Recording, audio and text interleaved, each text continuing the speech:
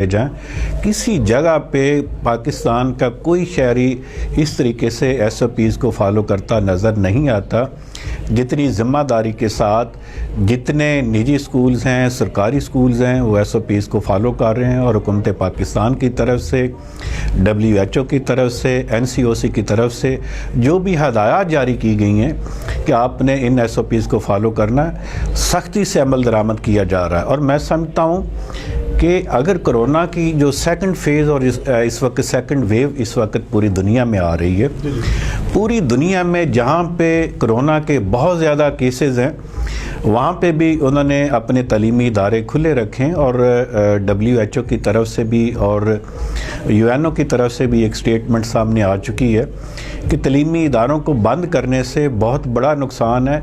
और ख़ास तौर पे बहुत सारी जो रिसर्च है वो सामने आ चुकी है। वो कहते हैं कि जो हेल्थ डिपार्टमेंट के लोग हैं कि 35 लाख बच्चों में से एक बच्चे को कोरोना का ख़दशा है जिनकी एज 12 साल तक है।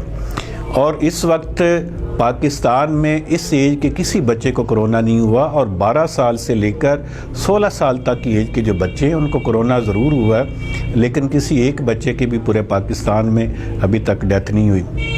अल्हम्दुलिल्लाह जो तालीमी इदारों के हेड्स हैं वो ज़िम्मेदार हैं और हम ख़ुद बड़े कॉन्शियस हैं।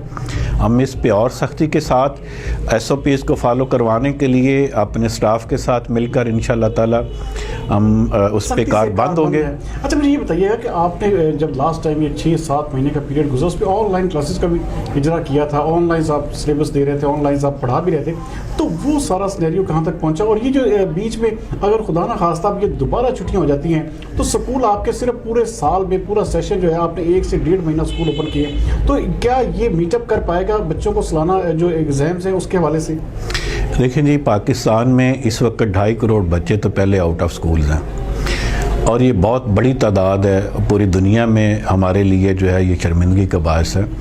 5 करोड़ बच्चे जो इस वक्त स्कूल में जाते हैं, अगर बिला वजह हम छुट्टियां कर देते हैं, पहले पूरा साल जो है तालीमी साल हम ज़ाया कर चुके हैं। और ऑनलाइन सिस्टम का आपने जो तो सब सवाल किया, तो हमारा इस तरह का इन्वायरमेंट नहीं है। बहुत सारे ऐसे पेरेंट्स हैं जो अपने बच्चों को टच मोबाइल नहीं लेकर दे सकते, वहाँ पे इंटरनेट की सहूलियात नहीं है। और फिर जिस तरीके से बच्चे क्लासरूम में जाकर संजीदा होते हैं उस तरीके से ऑनलाइन स्टडी में वो संजीदा नहीं होते। वो इसको